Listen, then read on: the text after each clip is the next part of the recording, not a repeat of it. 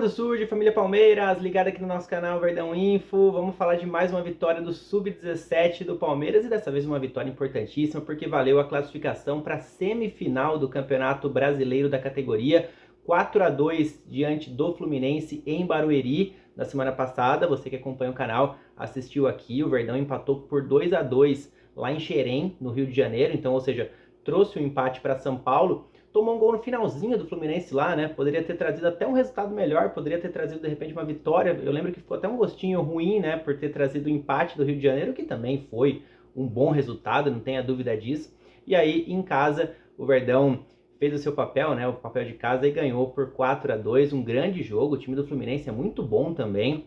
A gente está acostumado, né, com os nossos atletas com passagens por seleções de base, atletas que já estão com status de sub-20, mas o Fluminense tem alguns nomes que estão nessas mesmas situações, né? Jogadores de seleção, inclusive o atacante Cauã Elias marcou mais uma vez, tinha marcado na ida, marcou na volta, um jogador também para a gente ficar de olho, até pensando em seleção brasileira no futuro aí, porque trata-se de um excelente centroavante.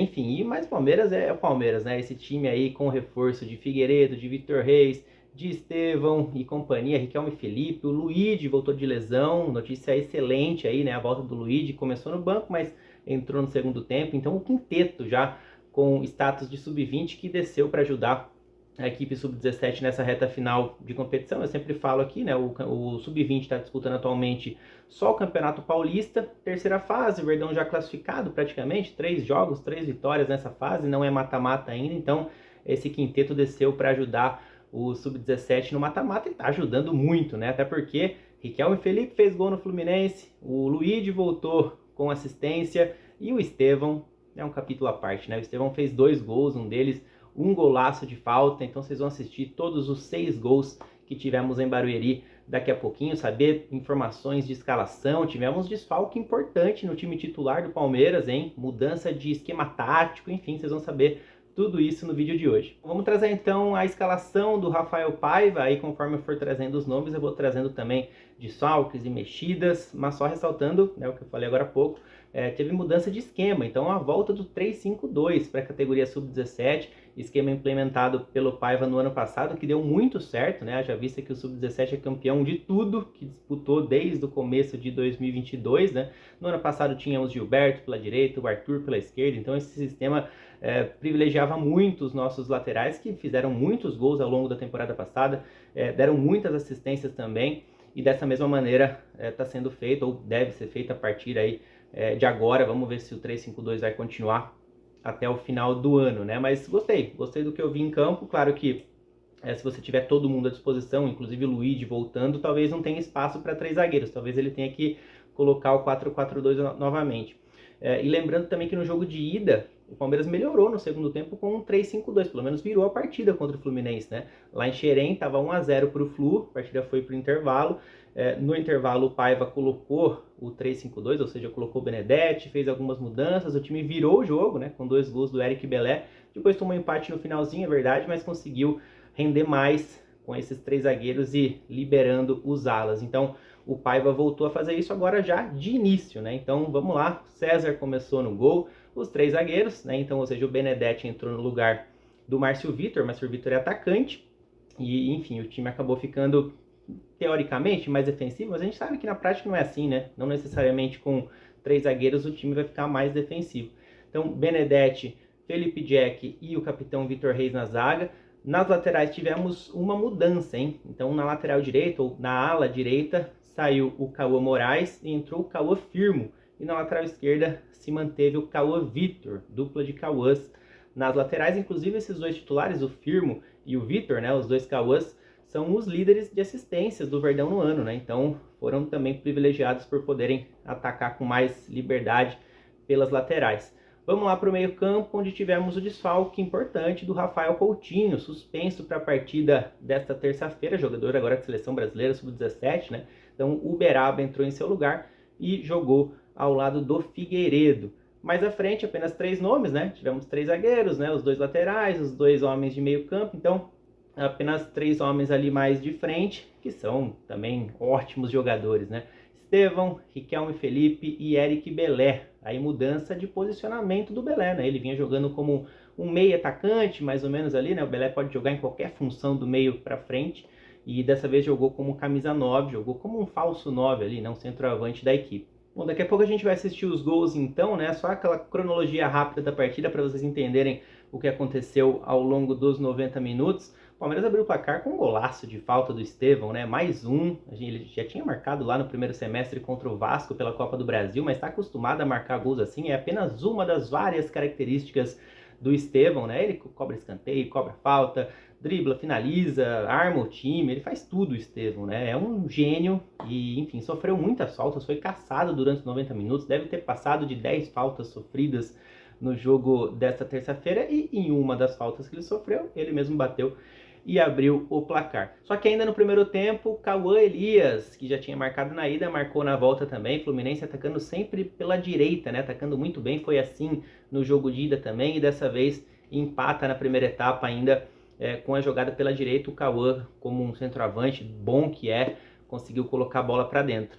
E aí a partida foi para o intervalo, né? No início da segunda etapa, a bola já tinha voltado a rolar, né? Mas no início da segunda etapa, o Rafael Paiva decidiu voltar com o esquema tradicional, tirou lá os 3 zagueiros, tirou o Benedetti no caso, né? Colocou o Ramon, que é um volante, fez outras mexidas também, teve troca de volantes ali, saiu o Uberaba, entrou o Felipe Goto, aliás Ramon e Goto, né? São 2 volantes / meio campistas aí que costumam entrar bem nos jogos, e também teve a volta do Luigi, então saiu o Eric Belé para a entrada, para a volta do Luigi, voltou de lesão, ficou cerca de 40 dias no departamento médico, sofreu uma lesão lá no torneio do México, que o Palmeiras disputou, forças básicas lá do México, onde o Belé foi destaque, né? Foi o artilheiro da competição, o Verdão ergueu mais uma taça, né? Essa categoria que não cansa de erguer taça. Esse foi um torneio internacional, né? Torneio que a gente costuma dizer que não é um torneio oficial, né? Que a gente costuma contabilizar gols e tal, mas o Luigi acabou viajando, e se machucou lá logo na segunda rodada, e aí durante esse período acabou perdendo jogos importantes do Sub-17, mas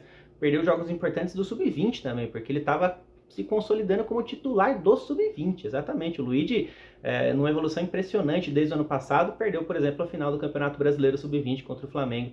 O Verdão perdeu nos pênaltis e o Luigi não esteve à disposição. Então foi uma volta muito importante, certamente, na semifinal agora do Campeonato Brasileiro Sub-17. O Verdão avançou, então certamente ele vai ser titular na semifinal. Eu posso apostar nisso porque trata-se de um dos grandes jogadores dessa categoria na temporada, né? Tanto que era, até a lesão, ele era tranquilamente o artilheiro do Sub-17 no ano, com 16 gols. Nesse tempinho que ele ficou parado, o Eric Belé aproveitou, ultrapassou ele, né? Então o Belé tem 17 agora, mas enfim, tem muitos gols no Paulista, né? O Luigi jogou menos partidas, obviamente, então certamente tem tudo para voltar a esse posto, mas o Belé é titular também, né? O Belé também faz muitos gols, inclusive foi dele os 2 gols importantíssimos da ida lá em Xerém, né? Então saiu o Belé, entrou o Luigi, e o Palmeiras tomou um gol, ou melhor, tomou um gol logo depois das mexidas, né? Então é aquele famoso balde de água fria, porque no mesmo momento praticamente que o Paiva faz as mudanças, muda o esquema, volta o 4-4-2, pum, o Fluminense vai lá e faz o 2-1. Aí bateu aquele desânimo, né, em quem estava assistindo, falou, caramba, será que não vai dar para essa super geração Sub-17, né? Já tinha sido um jogo dificílimo na volta, será que o Fluminense vai aprontar para cima dessa super geração, né, do Palmeiras? Mas que nada, o Palmeiras liga sempre o modo turbo ali e consegue a virada, uma nova virada, né? Foi um jogo com 3 viradas ao todo, melhor, um confronto de 180 minutos com 3 viradas. Lá no primeiro jogo teve a virada do Verdão com os 2 do Belé, o Fluminense virou então para cima do Palmeiras depois do gol de falta do Estevão, e aí o Verdão consegue uma nova virada, estava 2-1 para o Flu, termina 4-2 para o Palmeiras, e aí esse gol do Fluminense foi um gol do Felipe Jack contra, daqui a pouco vocês vão assistir tudo, né? O Verdão consegue o empate também com um gol contra, então o zagueiro do Fluminense também colocou contra o próprio Patrimônio. Aí o Estevão consegue a virada com passe de quem? Com grande assistência do Luigi, né? Participação do Cauã Moraes, que entrou no lugar do Cauã Firmo, né? Mudança de laterais também, uma das mudanças no segundo tempo. Aí o Paiva já tinha mudado também, colocado o time um pouco mais para cima. Entrou o Márcio Vitor, que começou no banco hoje, na entrada do Cauã Vitor, que é um lateral esquerdo, então já começou a modificar tudo, foi por tudo ou nada, mas o Verdão conseguiu mesmo assim ser muito organizado na frente, sempre com a batuta do Estevão ali. Então o nosso camisa 10 acabou virando essa partida. E ainda teve o gol do Riquelme Felipe, né? O Riquelme Felipe também jogou muita bola, jogou os 90 minutos, incansável, o touro, né? Como é o apelido dele entre os jogadores, e tem uma ótima finalização, um arranque, uma potência no chute também incrível. Tinha feito gols importantes contra o São Paulo no último jogo da fase de grupos, agora volta a balançar as redes, uma finalização impressionante. Vamos lá assistir então todos esses gols citados em Barueri, bora! E o Palmeiras abriu o placar com ele, Estevão, em linda cobrança de falta. Ele mesmo sofreu, aliás, grande nome do primeiro tempo. Estevão William, cobrança perfeita de falta, 1-0 para o Palmeiras em Barueri. Mas o Fluminense empata, hein? Ainda no primeiro tempo. Vamos lá com o gol do Cauã Elias. Jogada pela direita, a bola vai chegar no centroavante, próximo à marca do pênalti. Girou, bateu cruzado, bateu bonito. 1-1 e o jogo foi para o intervalo. No segundo tempo, o Fluminense virou. Gol contra do Felipe Jack. Infelicidade do zagueiro palmeirense, colocou para dentro do próprio patrimônio. Só que o Fluminense acabou fazendo o mesmo ali, né? Então, empate para o Palmeiras, também com gol contra do Fábio. Cruzamento do Estevão na cobrança de escanteio, então não percam as contas, 2-2. E a virada do Verdão aconteceu minutos depois, após belo lançamento do Cauã Moraes, lateral direito que entrou no segundo tempo, mandou para a área o Luigi, que entrou muito bem, voltou de lesão, cabeceou para o meio da área consciente, assistência do Luigi para o Estevão, isso mesmo, marca gol de cabeça também o Estevão, foi o terceiro dele no Campeonato Brasileiro Sub-17. E teve o quarto gol do Palmeiras, isso mesmo, erro de ataque do Fluminense, o Felipe Jack fica com a bola, dá um lindo lançamento, uma das suas características, né? Riquelme Felipe consegue ganhar o touro, Riquelme ganha da zaga do Flu e bate forte, bate cruzado.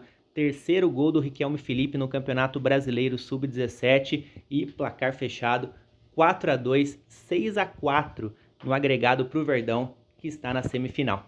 Parabéns então para as Crias Academia por mais uma vitória, vitória que coloca o Verdão na semifinal do Campeonato Brasileiro Sub-17, e o adversário vai ser o Corinthians, exatamente. O Corinthians fez 4-0 no Santos em casa, tinha perdido na Vila, agora consegue a remontada e ó, teremos Palmeiras e Corinthians de um lado e do outro Flamengo e São Paulo, exatamente. Olha o que reserva pra gente aí nos próximos jogos, semi, depois uma eventual final do Campeonato Brasileiro Sub-17. Só jogão como foram também, grandes jogos nas quartas de final. E olha que interessante, o Palmeiras que avançou, meteu 4 no Flu na volta. Corinthians que avançou, meteu 4 no Santos na volta. São Paulo, do outro lado, avançou, meteu 4-1 no Inter na volta, tinha empatado na ida. E o Flamengo ganhou de 4 também, 4-0 do Atlético Paranaense na volta, também tinha empatado lá em Curitiba. Então, só jogão, só timaço, a gente vai acompanhar as crias e vai trazer as informações sobre os jogos da Semi aqui para vocês. Fechou? Então, se gostou do vídeo, deixa o like aqui embaixo, já compartilha com aquele seu amigo que gosta de base e comenta que é sempre muito importante o que vocês acharam da classificação desses 180 minutos, o Flu, um grande time, 6-4 no agregado, jogão tanto lá no Rio como aqui em Barueri. Tamo junto, galera, valeu, até mais.